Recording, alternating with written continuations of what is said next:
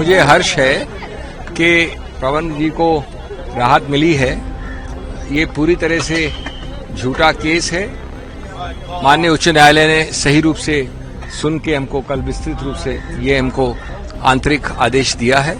अगर आपका कोई मानहानि हुई है सोच की, छवि की, तो उसके लिए आप तहकीकात कर सकते हैं। अरेस्ट का, गिरफ्तारी का मुद्दा ही कहां से उठता है? उन्होंने कोई ऐसा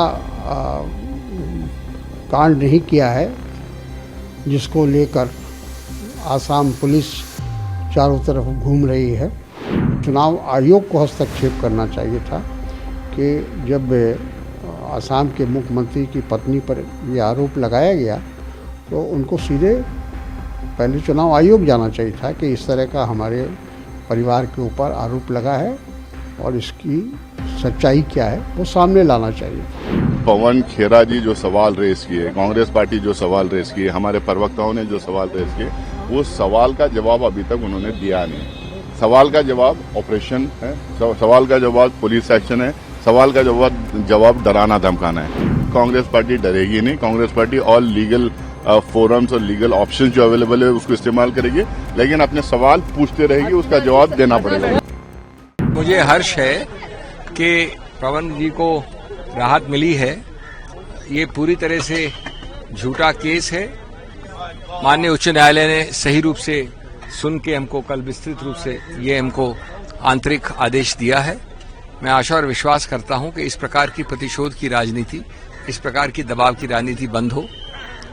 हमें पूरी तरह से विश्वास है कि कानून में हम सही हैं।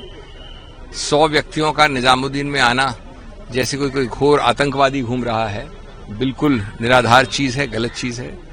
जिस प्रकार के ऑफेंसेस बनाए हैं, सिर्फ एक आर्मी को नहीं भेजा गया, लेकिन जो दोष बनाए गए हैं, प्रावधान बनाए गए हैं, वो बिल्कुल लागू नहीं है। हर प्रकार के प्रावधान डाल दिए हैं।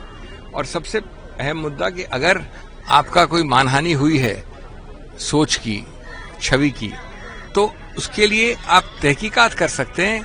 अरेस्ट का, गिरफ्तारी का मुद्दा ही कहां से उठता है? मुद्दा ही नहीं उठता।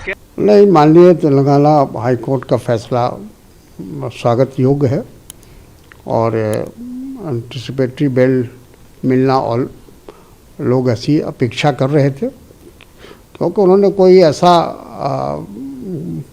कांड नहीं किया है जिसको लेकर आसाम पुलिस चारों तरफ घूम रही है।